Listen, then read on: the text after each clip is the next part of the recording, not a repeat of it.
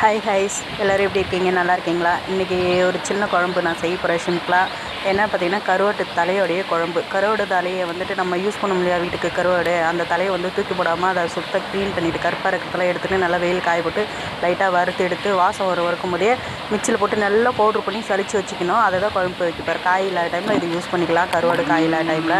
இப்போ வந்துட்டு நான் வெங்காயம், தக்காளி, எங்கள் மரத்தில் காய்ச்ச முருங்கைக்காய், செடியில் காய்ச்ச அவரைக்காய் எல்லாமே எடுத்து வச்சுருக்கேன். புளியெல்லாம் ரெடியாக வச்சுருக்கேன். மிளகாத்தூள் எல்லாமே கிட்டே எடுத்துகிட்டு வந்து வச்சுருக்கேன். ஏன்னா நான் விறகு அடுப்பில் பற்ற வைக்க போகிறேன். ஒவ்வொன்றும் உள்ளே போயிட்டு வர முடியலையே, அதனால் எண்ணெய் ஊற்றி கடுகு போட்டிருக்கேன்.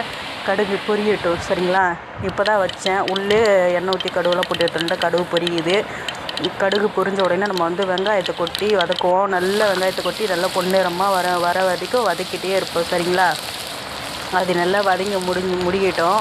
நல்லா வதக்கணும், அப்படின்னா குழம்பு டேஸ்ட்டாக இருக்கும். இப்போ வந்து உப்பும் தக்காளியும் சேர்த்துக்கிட்டேன். உப்பு ஏன் சேர்க்குறேன்னாக்கா, தக்காளி வந்துட்டு சீக்கிரமாக தண்ணி விட்டு நல்லா வதங்கும் உப்பு சேர்க்கும் போது. மஞ்சப்பொடி சேர்த்தா வெங்காயமும் சீக்கிரமாக வதங்கிடும். மஞ்சப்பொடி வந்து இல்லை, கடை க்ளோஸ் ஆகிட்டுக்கு, அதனால் மஞ்சப்பொடி போடலை. தக்காளி நல்லா கொட்டி ஜாமான் வரும்போது நல்லா வதக்கிட்டு பாருங்கள், நல்லா குழஞ்சி வந்துடுச்சு தக்காளி. இந்த டைமில் கட் பண்ணி வச்சுக்க முருங்கைக்காய், அவரைக்காய் இது எல்லாத்தையும் ரெண்டையும் ஒன்றா மிக்ஸ் பண்ணிக்கலாம். வாரி போட்டு லைட்டாக அது கூட நல்லா மிக்ஸ் பண்ணி விட்டு, ரொம்ப வதக்காமல் லைட்டாக அதை ஒரு 2 கிண்டி விட்டால் போதும். லைட்டாக மிக்ஸ் ஆகிற மாதிரி. அது கூட வந்து மிளகாத்தூள் போட்டுக்கலாம். நல்லா கிண்டுங்க. லைட்டாக அது நல்லா மிக்ஸ் ஆகிற வரைக்கும் நல்லா கிண்டி விட்டுட்டு, அது கூட மிளகாத்தூள் நம்ம காரத்துக்கு தகுந்த மாதிரி வந்து மிளகாத்தூள் போட்டுக்கலாங்க கைஸ். மிளகாத்தூள் போட்டு எவ்வளோ காரமோ அதுக்கு தகுந்த மாதிரி மிளகாத்தூள் போட்டு தண்ணி விட்டுக்கலாம். நாங்கள் வந்து 2 ஸ்பூன் போட்டிருக்கேன். அது கடையில் வாங்கின மிளகாத்தூள், எங்கள் வீட்டில் மிளகாத்தூள் காய வச்சு அதனால் ஏதோ பிளாஸ்டிக் பேப்பர் வச்சு அதை தூக்கி போட்டால் 2 ஸ்பூன் போட்டிருக்கேன். இதுவே போடும், ஏன்னா பசங்க சாப்பிடணும் இல்லையா, காரம் சாப்பிட மாட்டாங்க. அதனால் மிளகாத்தூள் போட்டு பச்சை வடை போகிற அளவுக்கு நல்லா கிண்டி விட்டுக்கலாங்க கைஸ். அதை நல்லா கிண்டி விட்டுட்டு தண்ணி வந்துட்டு தேவையான அளவுக்கு சேர்த்துக்கலாம். அது தெரியும் இல்லையா, குழம்பு எந்த அளவுக்கு தேவை அப்படின்னு சொல்லிட்டு. அதனால் தண்ணி தேவை, காய் வேகிற அளவுக்கு தண்ணி ஊற்றிக்கலாம். நான் இப்போ ஒரு 2 சொம்பு அளவுக்கு தண்ணி ஊற்றிருக்கேன். தண்ணி ஊற்றி நல்லா மிக்ஸ் பண்ணி விடும். நல்லா ஒன்றா மிக்ஸ் பண்ணி விட்ருவோம் கைஸ். இந்த மாதிரி நல்லா மிக்ஸ் பண்ணி விட்டுக்கோங்க. மிக்ஸ் பண்ணிவிட்டு உப்பு வந்து நான் ஃபஸ்ட்லேயே சேர்த்துட்டேன், அதனால் உப்பு வந்து போடலை. நீங்கள் உப்பு வந்து செக் பண்ணிக்கோங்க. உப்பு செக் பண்ணிவிட்டு அதுக்கப்புறம் போட்டுக்கலாம்.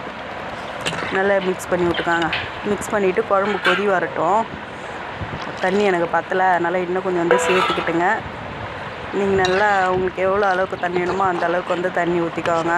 நான் தண்ணி வேணுன்ற அளவுக்கு சேர்த்துட்டேன், அவ்வளோதான். இது அப்படியே நல்லா கொதிக்கட்டும். கொஞ்சம் நல்லா கொதித்து வரட்டும். விறகு அடுப்பில் தான் செய்கிறோம், அதனால் அடுப்பை வந்து தள்ளி விட்றேன். நான் வந்து புளியெல்லாம் கரைச்சி ரெடியாக எடுத்து வச்சுக்கிட்டேன். புளி வந்து ஊற்ற போகிறேன், ஏன்னா எனக்கு கொஞ்சம் வேலை இருக்கா, அதனால் சொல்லிவிட்டு கொதிக்கிற வரைக்கும் வெயிட் பண்ண முடியாது. புளியை கரைச்சி ஊற்றிட்டேன். நீங்கள் நல்லா குழம்பு கொதிச்சதுக்கப்புறம் புளி ஊற்றுவீங்க ஒரு சில பேர். உங்களுக்கு எப்படி இஷ்டமோ அந்த மாதிரி ஊற்றுவாங்க. நான் இப்படி தான் ஊற்றுவேன், ஏன்னா எனக்கு மாடுக்கிட்டலாம் பிடிக்க வரணுமா, அதனால் வேலை டைம் இல்லை, அதனால் வேலை இருக்குது, அதனால் அப்படி ஊற்றிட்டேன். புளியை கரைச்சி ஊற்றிட்டு நல்லா கொதிக்கட்டுங்க. நல்லா கொதித்து நம்ம குழம்பு இறக்கிறதுக்கு கொஞ்சம் நேரத்துக்கு 1/4 மணி நேரத்துக்கு முன்னாடி இந்த கருவாட்டு பொடி பண்ணி வச்சிருந்தோம் இல்லையா, நான் ஒரு 2 ஸ்பூன் அளவுக்கு சேர்த்துருக்கேன். நமக்கு எவ்வளோ தேவையோ அவ்வளோ சேர்த்துக்கலாம். கொஞ்சம் ஃபேமிலி பெருசாக இருந்தால் ஒரு 4 ஸ்பூன் சேர்த்துக்கலாம். நாங்கள் 4 பேர், அதனால் வந்து ஒரு 2 ஸ்பூன் சேர்த்துருக்கேன். இது அந்த பொடியை சேர்த்துட்டு நல்லா கிண்டி விடலாங்க. நல்லா கிண்டி விட்டோன்னாக்கா காய் வேகிறதுக்கு முன்னாடி போடக்கூடாது, கடைசியாக போடணும். இப்போ இறக்கிறதுக்கு ஒரு 10 நிமிஷத்துக்கு முன்னாடி. அப்படின்னா நல்லா அந்த கருவாட்டு ஸ்பூனில் அப்படியே ஒரு கருவாட்டு குழம்பு டேஸ்ட் இருக்கும்.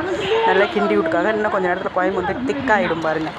அந்த பொடியை போட்ட உடனே திக்காகிடும். குழம்பு வந்து வாசம் வர ஆரம்பிக்கும். நாங்கள் வந்து ரொம்ப வில்லேஜி, பஸ்ஸு கூட இல்லை, பஸ் வசதி கூட இல்லை எங்கள் ஊர்லலாம். பாருங்கள், குழம்பு திக்காயிடுச்சு. இது நல்லா அந்த எண்ணெயெல்லாம் திரிஞ்சு வந்து கொஞ்சம் கெட்டியாகணுன்னே நம்ம வந்து இறக்கிடலாங்க குழம்பு வந்துட்டு. ஃபைனல் ரிசல்ட் இப்படி தான். இந்த வீடியோ பிடிச்சிருந்தா லைக் பண்ணுங்கள், ஷேர் பண்ணுங்கள், மறக்காமல் வந்து கமெண்ட் பண்ணுங்கள். இப்போ பக்கத்தில் இருக்க பெல் ஐக்கானை கிளிக் பண்ணிக்கோங்க. அப்போனா நாங்கள் அடுத்தடுத்து போடுற வீடியோ வந்து உங்களுக்கு நோட்டிஃபிகேஷன் வரும். பாய்.